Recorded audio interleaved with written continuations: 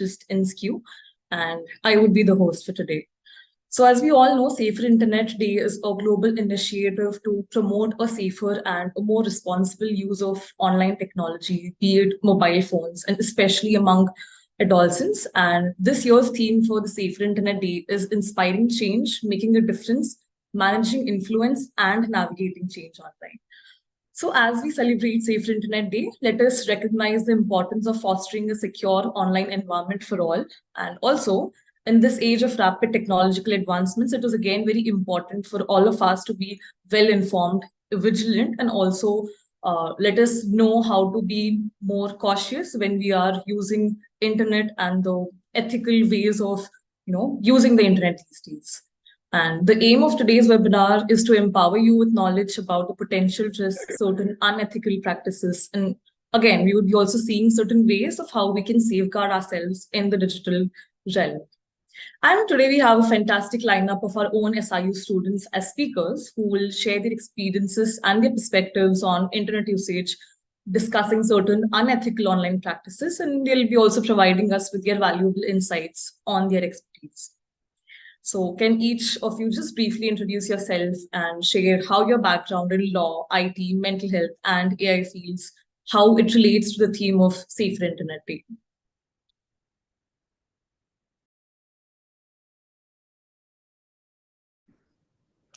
So, hi everyone. A very happiest good afternoon to each one of us hearing us. My name is Bhavna Bora.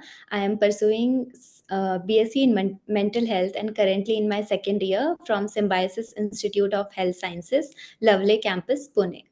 So, as if we talk about how this this theme and this topic relates with my field, I feel it's quite relevant, and the theme also intersects with what I'm studying right now, because one of the ideas shared in the theme, things that is things that can influence and change the way young people think, feel, and act online and offline, directly intersects with mental health. It's already one of the idea that is discussed in the theme, so I think it directly intersects with mental health. And also the continuous use of digital platforms, social media sites that we are using nowadays needs a pause and a reflection too, that our field equips us with that critical thinking, emotional aspect, and self care, positive habits that make us reflect and pause on to things, that how much to consume and what amount to consume. So I think it directly links with the same theme, and it like fosters in creating and encouraging positive digital well-being and communities.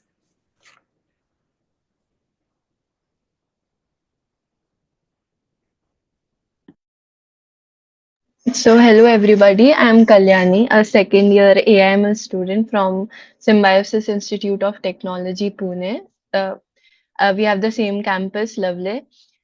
For me personally, Internet Safer Day is nothing but just a reminder to be a bit more mindful while being present on the internet.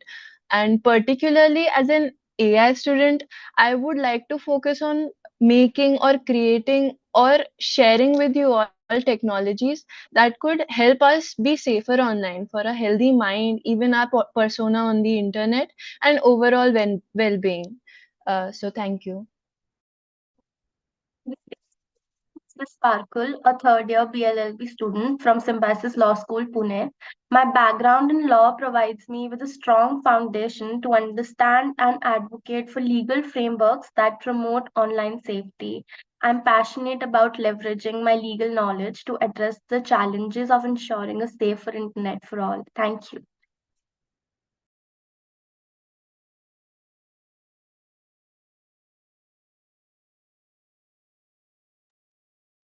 Aboli, can you also give us a short and brief description about how your field contributes to the theme of today's, that is Safer Internet Day?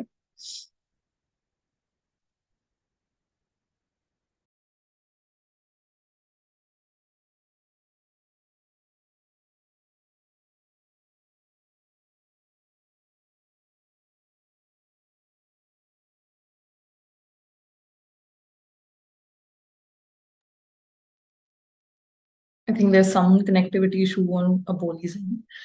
Okay, since all of you all shared and gave us a bit of, idea about how your field contributes to this particular topic here. So let us directly dive into the field of AI. And, since AI is an emerging field and we can also witness the advances that are happening. So Kalyani, do you think privacy is a myth? And are there any emerging technologies that you believe will significantly impact, internet safety positively and negatively? Also, how do you think can we prepare for these changes that are coming our way? Thank you for the question, ma'am. Before answering like the question, I would just like to brief everybody about what actually AI is. So, like in simplest terms, AI or artificial intelligence refers to computer systems that are to behave like humans or like think like humans.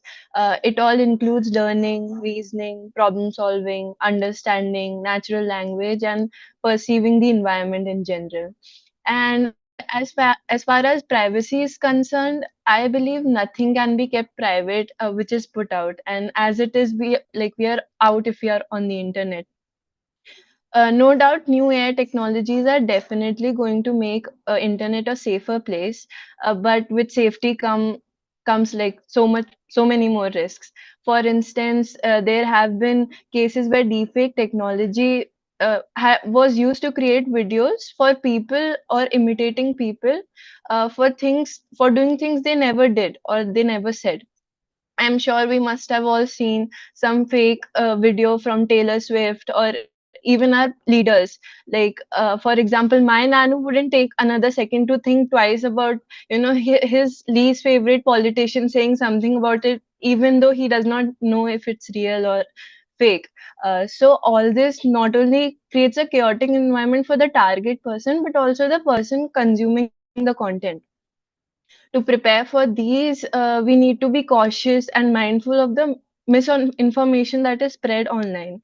We need to check the resources, verify if the information we are getting is right or not, and adjust our privacy settings. We need to use strong passwords. We need to enable our two-factor authentication so that we don't fall into this trap, so that like nobody else is able to imitate us. And also stay informed, just like this is a workshop or webinar going on. We need to create awareness about new technologies, because the tech field is ever evolving.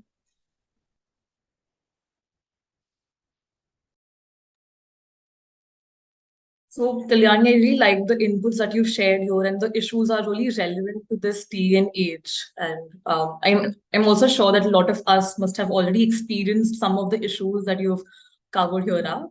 And again, with the increasing volume of online content, how do you think can AI be harnessed for content moderation to especially mitigate the risks of certain harmful or maybe inappropriate material which is out there on internet? At the same time, I feel it's again very important that we are respecting expression of freedom. So, how do we navigate between the two since it's the thin line there? Right, ma'am. It is really important to express ourselves, because until and unless we don't put ourselves out, personally, we won't be able to have that self-confidence in us. And internet is one of the best ways to put ourselves out. But as you said, there's a thin line between. It's like dangerous too. So I would say that it is very impressive how social media actually uses AI to detect, like hate speech or violent content, and it blocks it itself, because it has trained itself like that. It helps maintain a positive and safe online environment by filtering out harmful content from it. But it's again a challenging task to balance this with the freedom of expression, as you said already. We need to ensure that what we watch is actually what we like, as the algorithm will suggest us, like seeing our history. So if we watch something that creates negative impact on us, it will keep suggesting that, and we don't want to fall into the hole of self-loath and self-depreciation. Thank you. I think your insights have been really, valuable, Kalyani, and I think your points have been again very relevant. And I think it's very fascinating to know how internet has shaped our experiences here. So, okay, thank you for that. And which again brings me to the next part of our discussion here. So, Sparkle, I really want to know from your end, and can you help us understand as to what legal frameworks or regulations exist to ensure internet safety? And again, how do they impact us? And maybe you can, here also touch upon certain recent incidences that have happened around in the world and the impacts of the same. Thank you for the question, ma'am. Legal frameworks and regulations in our country play a very crucial role in safeguarding our rights online and holding organizations accountable for their actions in digital space. So let's dive into legal frameworks and regulations that are aimed at ensuring internet safety and their impact on individuals and organizations alike as we navigate the complexities of digital age. Understanding the legal landscape surrounding online safety is paramount to promoting a safer and more secure internet for all. So, all these laws vary from country to country, but they often encompass areas such as cybersecurity, data privacy, online harassment, and content moderation. Let's explore some notable examples of our Indian laws. For example, we have Information Technology Rules 2021. These rules were introduced by Ministry of Electronics and Information Technology. They aim to regulate digital platforms and intermediaries operating in India. These rules require social media platforms, messaging apps, and other apps to comply with certain obligations, including appointing a grievance officer, implementing content moderation policies, and providing traceability of messages. These regulations have had significant implications for online platform users as they seek to address concerns related to misinformation, online harassment, and accountability of all digital platforms. India has enacted many laws to address cyber crimes and enhance cybersecurity measures. The IT Act is one of them. It was amended in 2008, which provides legal provisions for offenses such as hacking, identity theft, cyber stalking. Additionally, the establishment of National Cybersecurity Coordinator and Cybercrime Coordination Center reflects our commitment to strengthening cybersecurity infrastructure and combating the cyber threats. For example, a very recent incident that was ban on Chinese apps in response to security concerns and data privacy issues, our government banned several Chinese apps, including TikTok and PUBG Mobile, for example, citing threats to national security and users' privacy.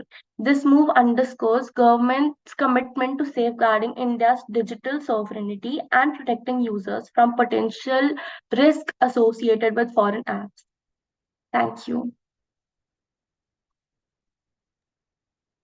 Sparkle, I really appreciate your emphasis on the rules and regulations because I believe a lot of us, we're not aware about the regulations that India has and the rules that they have, ensured to make that individual's privacy is intact.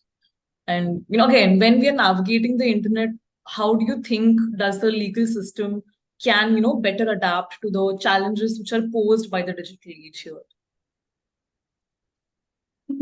Personally, in my opinion, I think that we already have many laws, but what we need is proper implementation of them. And for example, we have this again IT Act. In India, laws such as IT Act and Digital Media Ethics Code require social media platforms to take measures to ensure reliability of information shared on the platforms, including removal and labeling of misinformation. And if we talk about all of the shopping scams that happens, then there are consumer protection laws to hold social media platforms accountable for allowing fraudulent activities such as shopping scams again, and penalties can be imposed on any person or organization found doing so.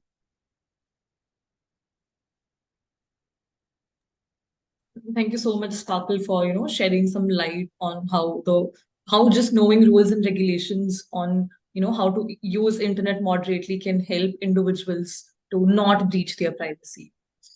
Which again, takes me to the IT sector of it. So Aboli, how do you think are the advancements in technology which contribute to a safer online environment? And again, what role does cybersecurity play in protecting users?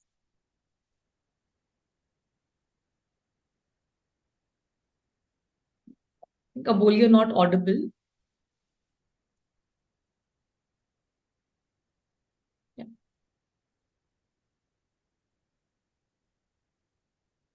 Is she audible, Samruddhi? No. Aboli, your mic is on. Aboli, you're not audible.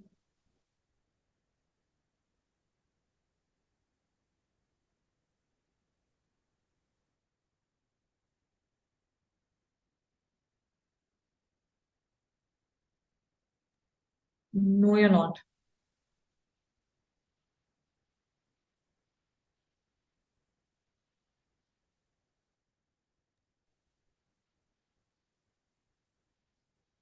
You're still not audible. All right, all right.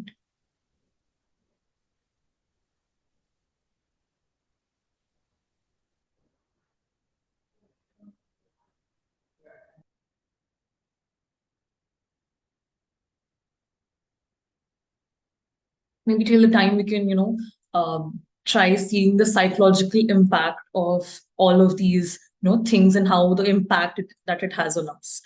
So, Bhavna, how can psychological principles be applied to promote online safety and also to, reduce the impact of cyberbullying on individuals, especially among young adolescents?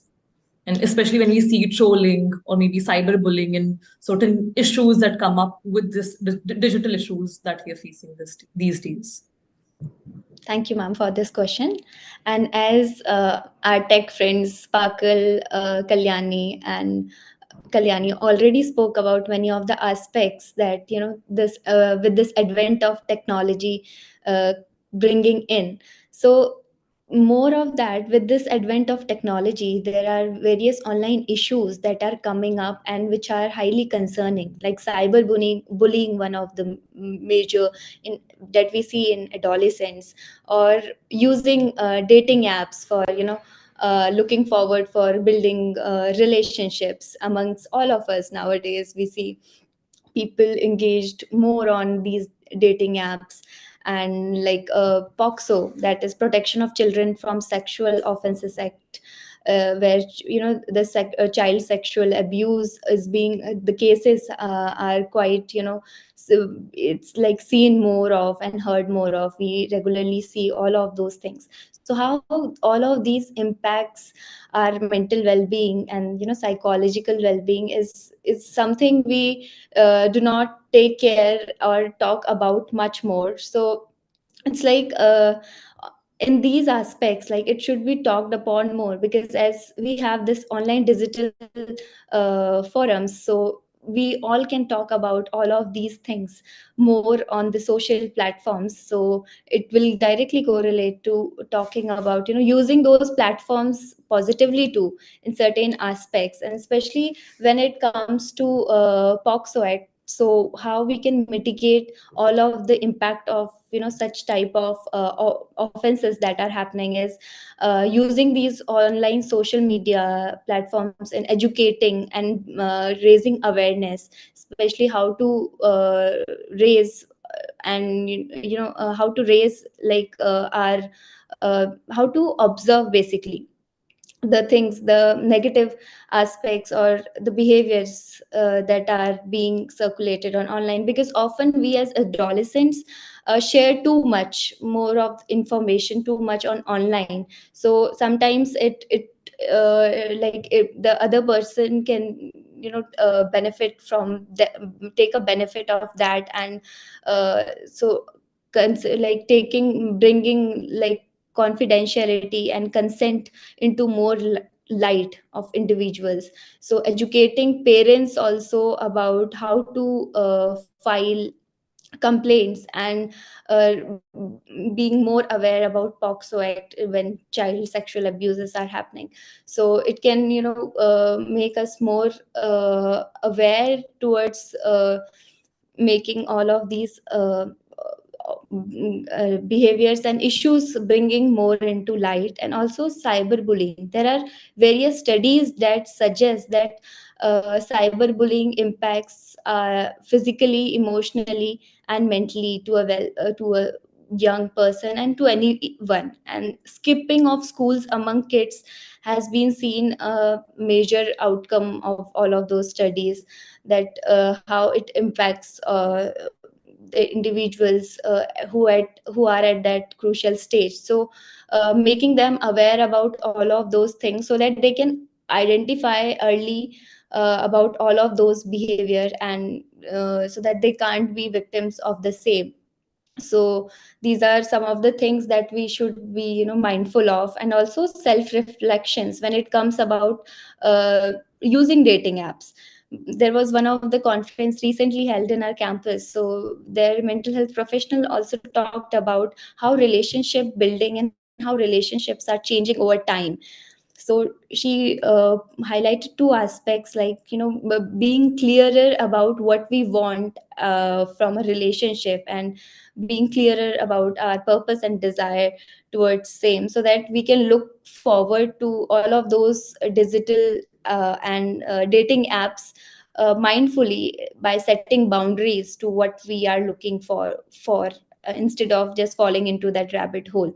So these are the important self reflection and awareness, I think, is the key towards same. And also like mindful consumption, prioritizing quality over quantity is also one of the crucial thing, that we as individuals or adolescents that are constantly on screens nowadays, and they like from morning till night, or it's binge watching. So I think we all should be more of aware about our own rights and all information when it comes about cyberbullying, protection of children, children from Sexual Offences Act, because we are not so well informed about how to raise cases and how to file cases and how to take stringent action towards the same. And we suffer alone, especially the child who is in that position, so he hesitates in sharing about the same. So that's where parents also play a crucial role in the same, so that they can also help that child, and also, bringing all of those things into line, so that they can get a clearer idea towards solving that problem. Thank you so much, Bhavna. And I really like the pointers that you've mentioned here. Especially, I feel it's relevant to most of the individual, not just to just adolescents, but I feel a lot of people here can relate to the issues that we tend to, go through when we are using internet. And which just reminds me that it's very important that we also, practice some self-care routines while we are using internet. And sometimes just having few breaks from the internet also helps us to detox from it. So maybe everyone can just, quickly share their own self-care tips that they use just to, maybe a detox from the internet usage here. So basically, I do not use mobile phones early in the morning and before going to bed too. So I think it's one of the most crucial thing, because these mobile devices emit blue light rays, which impacts our circadian rhythm and in turn our sleep. So which directly correlates with our productivity and how do we operate the whole day and everything. And I think sleep is one of the crucial aspect when it comes to my self-care regime. So detaching them before going to bed or early in the morning, and also taking regular breaks, like I use mindfully. I know why I'm going to that social platform and how much I want to share and what to share. So I think awareness about using all of those things, social media platforms, is a key, and I like follow all of these things. So my key takeaway from here was knowing why and how are we using the, digital world. How about other people? Kalyani, Sparkle. I personally have set up a screen time limit on my phone because during COVID, I had no control over my scrolling through reels and everything. Then later I realized that, oh my God, all the time that I'm sleeping or doing something else, there's this background song that keeps playing in my head, and that I saw on some reel or something. So I set up screen time limit, and I try to manage my time that I used to give to my phone. Now I try to do journaling, gymming, meditation, or cycling in that period of time. So that is how I balance. Beautiful, beautiful. From my side, like it's really impressive that they don't use their phones, like they have set up the time limit and stuff. It's like I've not reached that level yet, but it's when like I try to be self-aware or I try to consume the content that is not relevant to me. For example, if I don't like something, somewhere or the other, I'd like consuming that content because it's bringing back the feeling in me that, yeah, like something's wrong, or even if nothing's wrong, it will make me feel like something's wrong if I consume it. So now I have learned to set boundaries online with my own self so that I protect my mental peace by maybe clicking on the not interested button or muting profiles or blocking pages that I shouldn't be seeing for my own benefit. So that's it. Thank you so much, Kalyani, for sharing. Again, if anyone else wants to share their own self-care tips, we can type in the chat box or maybe unmute yourselves. Yeah.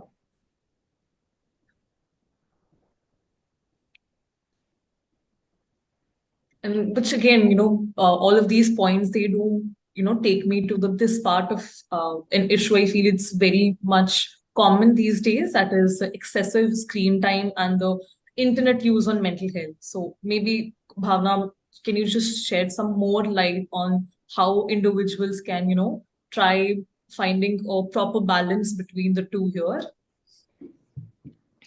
Yes, ma'am. You already mentioned earlier, the topics like digital detox and all. So I will come to that after this. So in this hyper-connected world of digital technology and all of these devices have become our foremost companions, because we are not able to,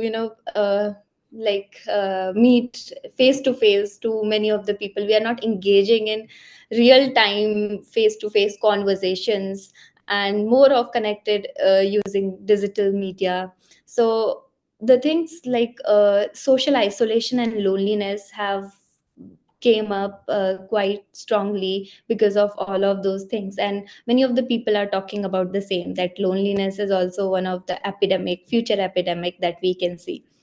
So like how we can mitigate all of those things, it's again the sleep hygiene, digital detox brings into picture. Like they come into more light because of constant exposure. We are not mindful of what we are consuming. So it's like digital detox, I think, setting boundaries and taking regular breaks at times, maybe afterwards engaging in physical moments. So we're setting boundaries towards at what time or how much I have to use all of these digital devices is one of the crucial thing, and taking breaks at the right time while using digital media platforms. And also like prioritizing sleep. I will repeat this again. Prioritizing sleep is also one of the crucial thing. And the second thing I want to highlight more on is how exposure to constant screen time is impacting our cognitive resources. So cognitive resources basically our memory, our attention spans. As we see nowadays, we are not able to focus more on classes, or our attention spans are reducing. We become uncomfortable when there are regular lectures in the class. So people falling asleep in classes are seen more often nowadays. And like it correlates with sleep too. And so concentration spans and attention spans are quite being impacted, because we are constantly in that consumption mode where our brain is receiving influx of information. So so that is hampering our memory and decision making processes too, leading to more overconsumption is leading to more confusions, or more of them, because we all have more like choices. We get to know more informed about choices, so decision making uh, still hampers in that aspects. So cognitively it's impacting more the constant screen exposure. So I think these digital detox and sleep hygiene and seeking help from professionals when we feel like we are not able to cope up with things, or we are not able to balance out things while when it comes to online. So seeking out for professionals is one of the crucial thing that we can do to help ourselves, and obviously adopting such type of self-care habits that fosters positive change in ourselves, and so that we can mindfully consume all the things while being connected with internet or digital work. So like focusing on building more healthier relationship with technology, I would like to conclude this answer with. So the key takeaways here that I would, again emphasize on is that trying to strike a right balance between, wanting to use your dating apps, or, being wanting to be more on internet and out there in public, but at the same time making sure that, it doesn't let it affect your mental health. So a point again came up, as you were talking about it, Bhavna, that the fear of missing out, FOMO, which we see quite a lot in individuals these days. And, people tend to feel that they're left out if they are not part of some social group, and just merely seeing their pictures on reels or maybe stories on these social networking apps, it makes them feel very lonely. And I feel, that also has an impact on mental health. What do you have to say about that? Truly, ma'am, like I would totally agree with each of the word you shared. So because of all of these constant online exposure which we are consuming, whether it's reels or liking or looking towards the post of our friends, and also posting stories or posts, and looking forward for likes. So constant comparison, there is a constant social comparison digitally too. We do compare each one of us or something or the other thing in the real world, but now there is a constant comparison socially, or sorry, digitally too. So how means I feel so amazed by this key, because of all of these things, how we are hampering and taking a toll on our mental health, so we are not much aware of. So fear of missing out is like we quite see among the generation and population, adolescent population. So I think it's again the self reflection and self awareness comes in, where we need to be aware about of our emotions and what we are looking for, like seeking why we are doing it, like seeking validation from others, or peer pressure is one of also the crucial element that we do all of those things online. So I think it's quite concernful, and also, but with the right tactics and strategies, I think it can be worked upon. I really enjoyed the discussion, Bhavna, here with you. And Samriti, can you just read out the chats that have been, about self-care tips Yes. here? Yeah. There are few chats that we have here. Dr. Shailesh Kumar has shared their tip. They say my phone battery is very weak. Am I audible? Hello? Yes, you are, Samriti. Yes. Yeah. So Shailesh Kumar Mishra sir says my phone battery is very weak. It automatically gets off in 30 minutes. It saves my eye. So this is the tip that he gave before when you were asking for tips. There are few comments, and so there is a question for us from Hussein Sefi. He says, what are deep fakes and AI, and how do they pose a threat to women's safety and privacy online? How can we educate women about it? Yani, do you want to So take this the is the question question up? for the panelists. Yes, I would like to take that question. It is a very important question indeed.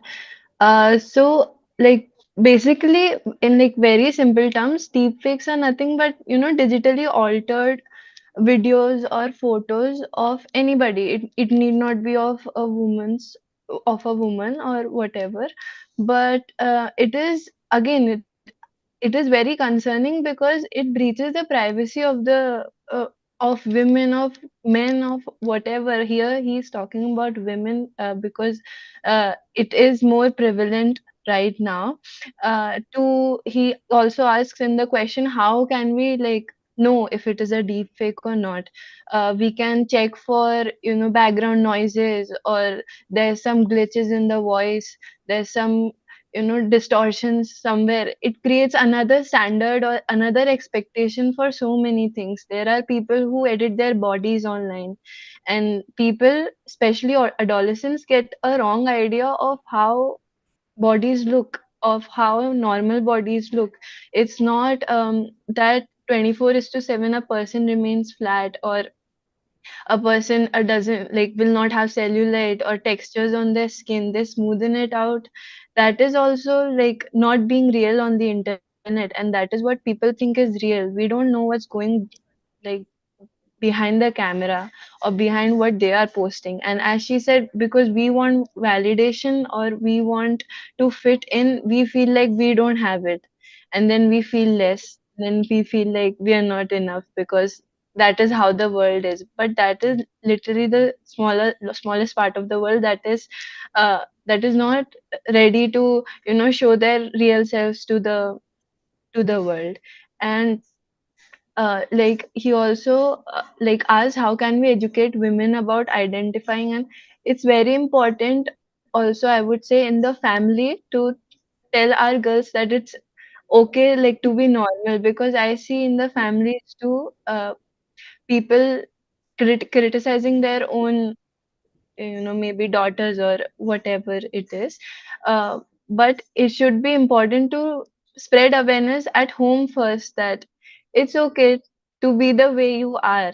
It's okay to be on the internet. It's okay to consume content, but you have to be aware of what is real and what is not. You have to be aware that that is not the real world, or something that might be edited is not you, or that is not the standard you have to make for yourself. You make your own standard. So thank Thank you you. for answering this, Kalyani. Are there any more questions here, Samruti? Yes, there's one more question from Dr. Timsi Thapa. He says, how to trust with internet information, like what is right or wrong, specifically with money related links.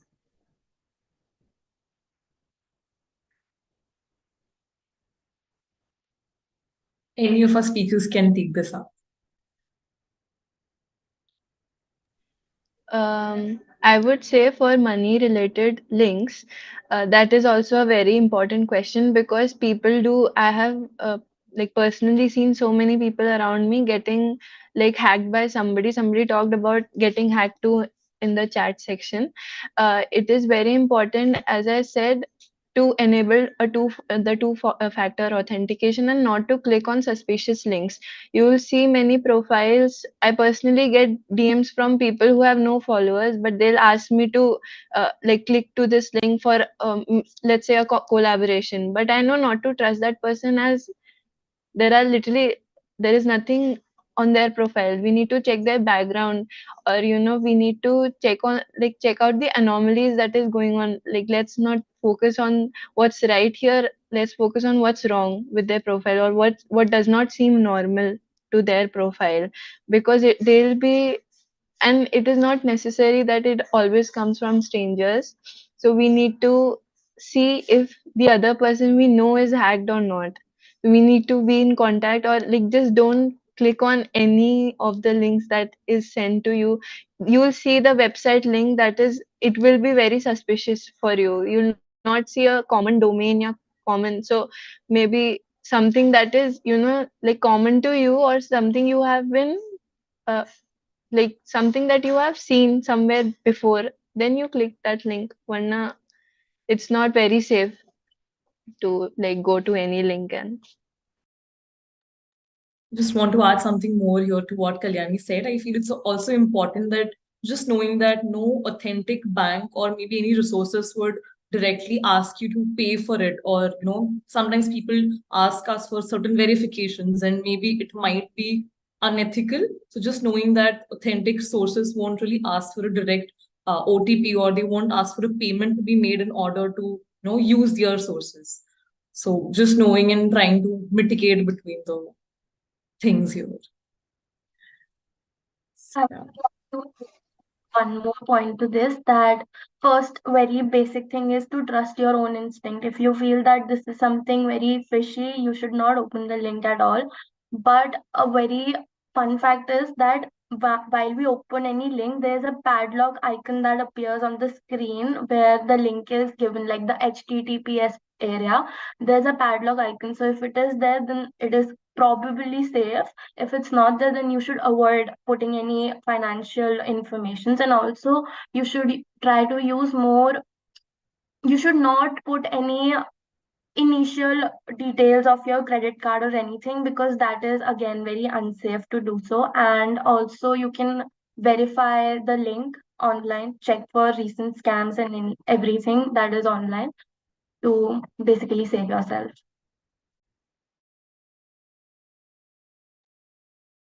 Samruddhi, are there any more questions here? No, no more questions. Thank you so much for your questions. If you have any questions, kindly put it in the chat box.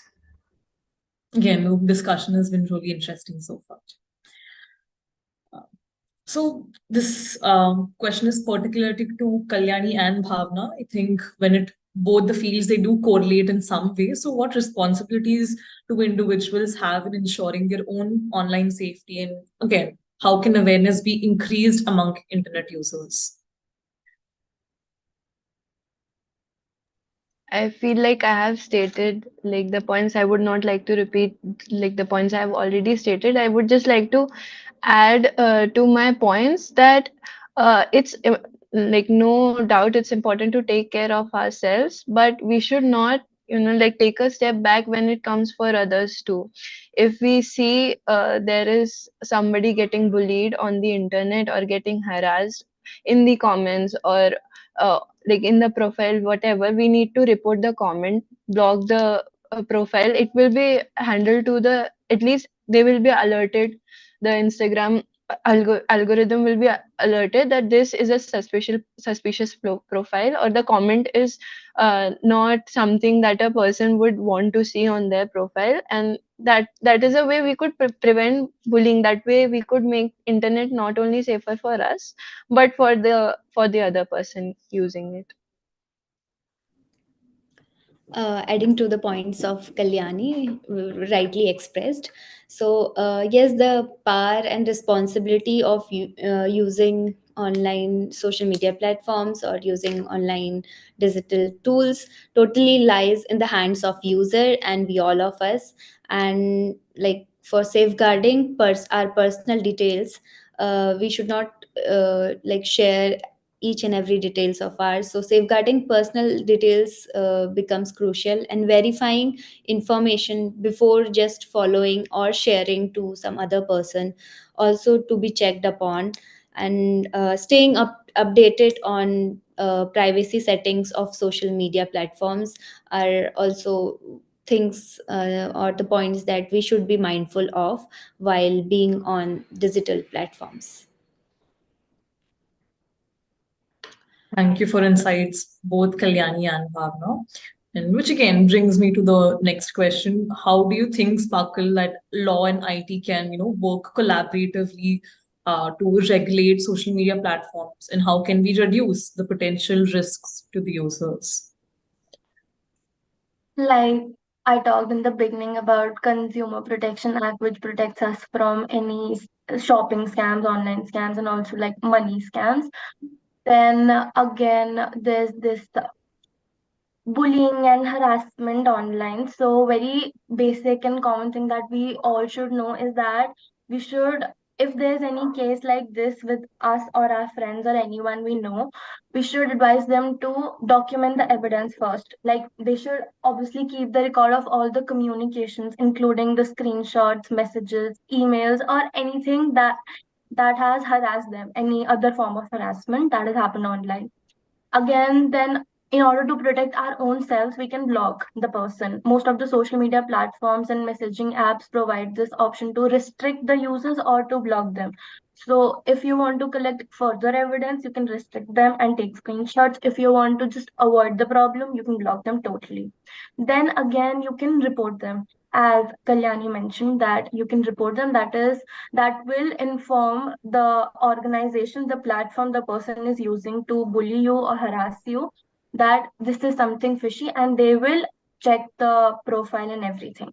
Then you can file a police complaint if sometimes we feel ashamed, embarrassed, or shy away from doing so. So you can do that online also through cybercrime.gov.in. If you do not want to go anywhere, you can just log into this site and file your police complaint, providing all the evidences. Then again, if it is something that is happening quite frequently or intensely, then you can seek legal advice, reach out for support for your own mental peace, and protect your personal information online. Again, with two-factor authentication, not putting your emails out there in your bios, not putting your cell phone numbers in your bios in order to barter, collaborate, or anything like that. And self-care and counseling would of course help in such cases, that you should stay vigilant. You can educate people around you about bullying and its impact psychologically, physically, on the victims and also on the accused. So yeah, that is it. Thank you. Thank you so much, Sparkle, for sharing here. Abuli, am I audible to you?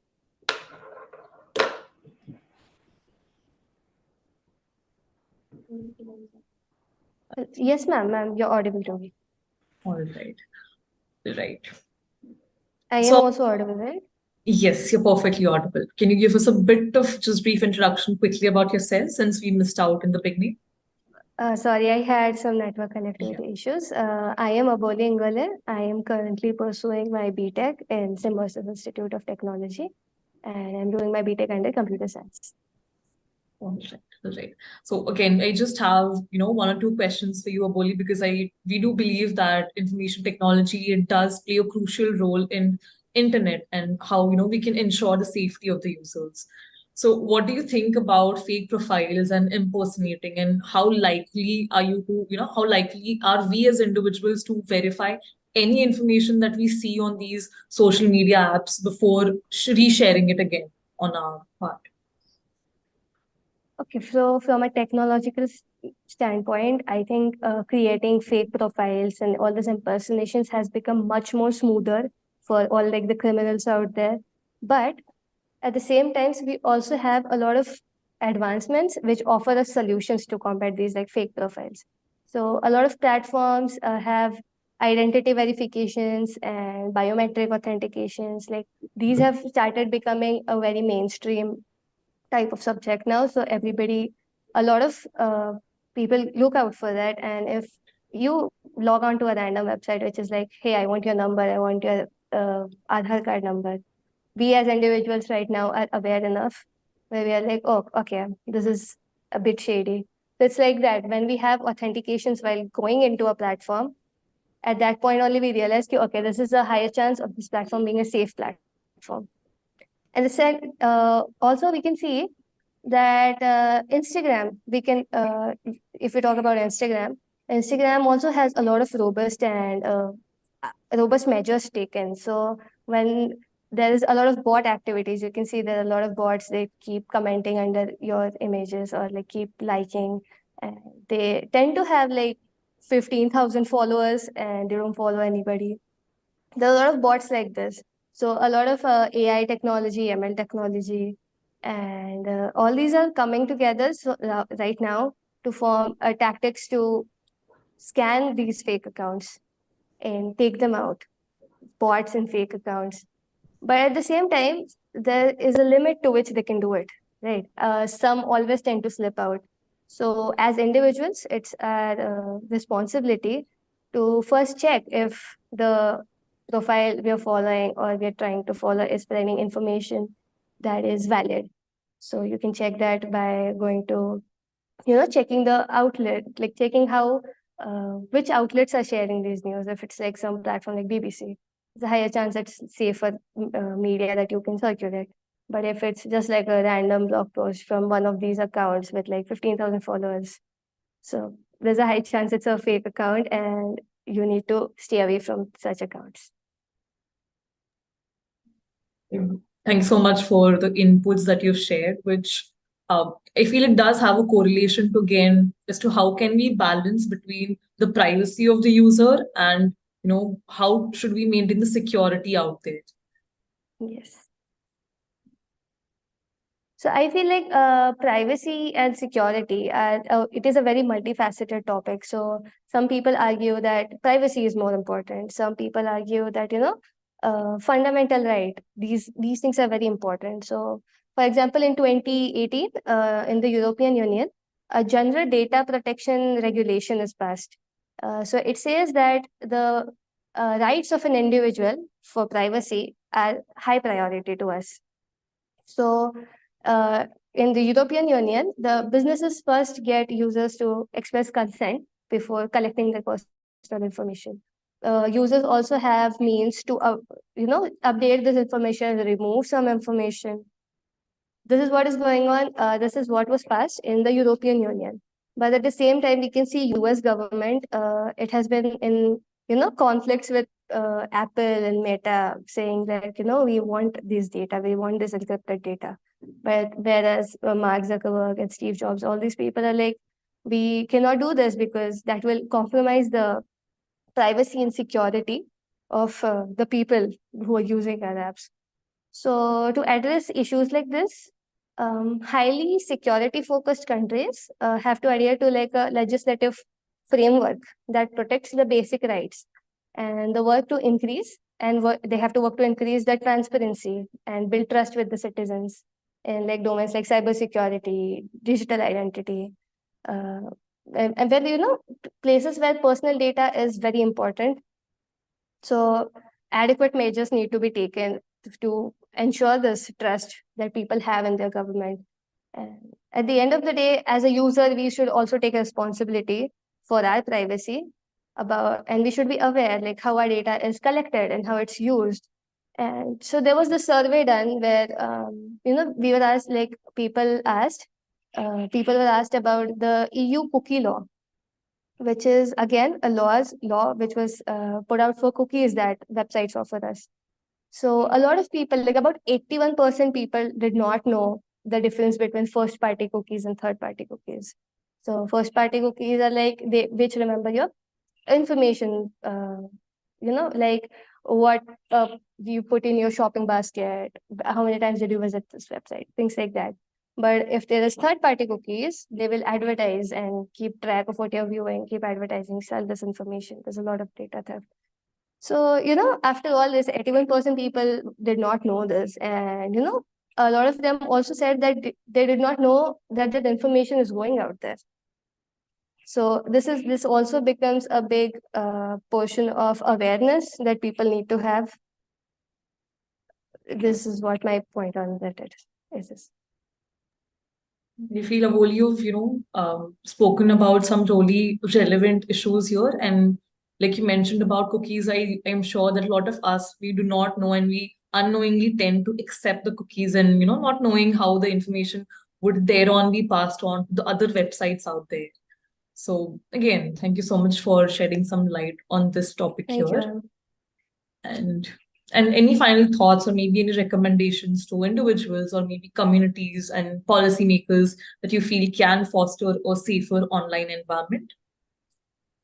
I personally feel that having a safer online and to ensure a safer online environment, we as individuals need to start being safe. Like you need to start being safe. I need to start being safe. So when you are safe, I am safe. There's a high chance there's nothing going on between us. So the more awareness that we create, the safer the entire nation will be.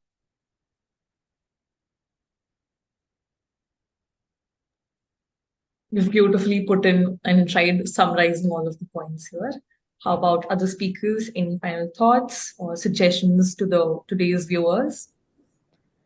Ma'am, so as we are on this panel discussion of Safer Internet Day, so I would like to conclude with things like Safer Internet Day is not only, just about talking about the online risks that we face. It's also about creating a safe space where an individual who is the user, who is solely responsible for its, own mental well-being plus the digital well-being. So I think together we all can create that safe spaces where we can be more informed, more supportive towards all of those things.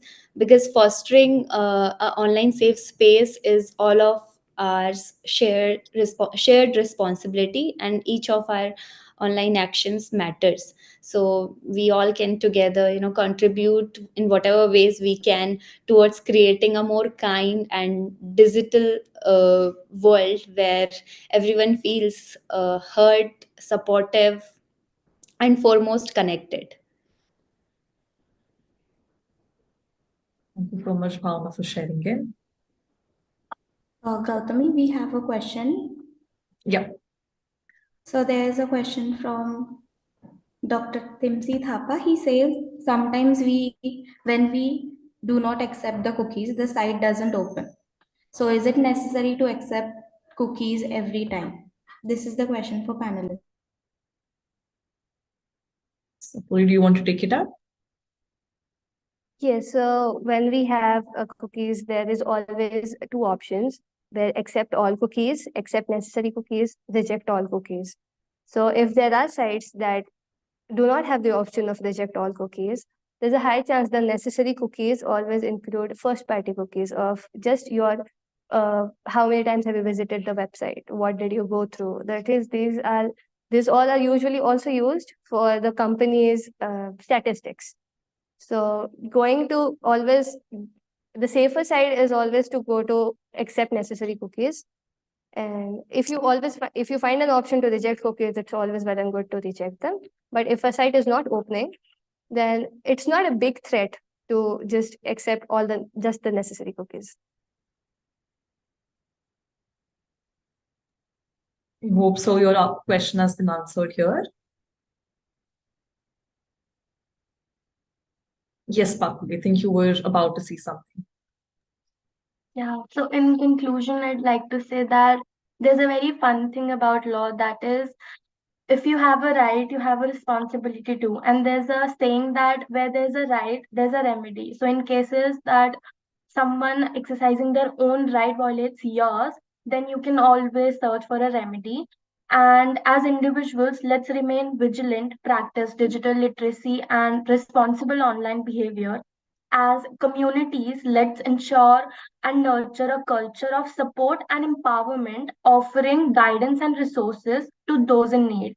And as policymakers, let's continue to innovate and adapt, creating effective laws and regulations that protect users while promoting innovation and growth. Thank you. Thank you so much, Sparkle, for sharing your thoughts. Any final thoughts from you, Kalyani? Everybody has summed it all very beautifully. I would just say like 3 points. I just want myself and I want you all to be mindful online. I want myself to prioritize kindness and I want you all to prioritize kindness. And again, I want myself to stay informed and I want you all to stay informed too. Thank you. Beautifully, put in again those words. So thank you all for joining us today for this insightful Safer Internet webinar. And we also hope that you found the discussions enriching and maybe you've also had some key takeaways from today's session here. And also let's remember that the responsibility to create a safer environment, it lies in each one of us. And let's implement the tips and strategies discussed today in our online lives and also encourage others to do the same. And before we part ways, a big thank you to all our speakers, Kalyani, Sparkle, Aboli, and Bhavna, for sharing the expertise and experiences. And I do feel that your contributions have, made this webinar truly impactful. So if you have any lingering questions or thoughts, maybe you can feel free to drop them in the chat and we'll do our best to address them. And again, let's stay safe online, be mindful of our digital footprint, and let's continue working together to make the internet a secure and more positive space for everyone. Wishing you all a wonderful, safe internet day. Until next time, take care. And we'll be here for 2-3 minutes more to address if there are any concern, any questions on the chat. We are open to take questions. If you have any questions, kindly write in the chat box. Thank you.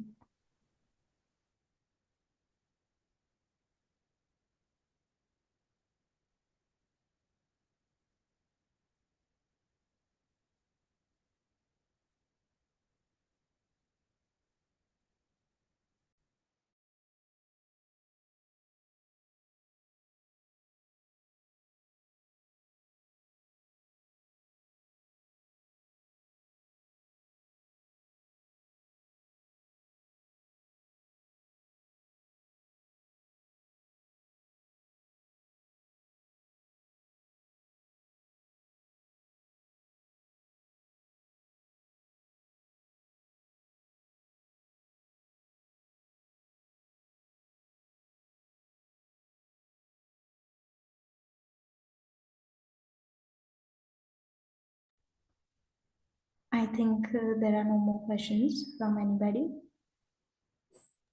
All right, then we'll try wrapping it up. Thank you so much, everyone, for joining in. It was great discussing it with you all. Thank you, ma'am. So much, ma'am, for this opportunity. Thank you, ma'am. Thank you, everyone. Abhijit, sir, you can stop the recording here.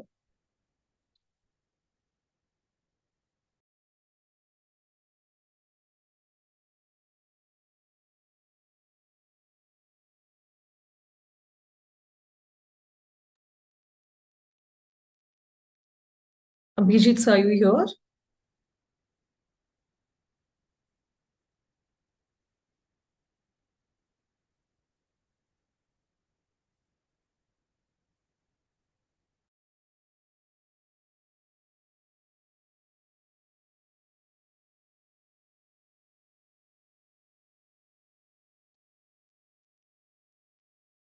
Abhijit, sir, am I audible to you?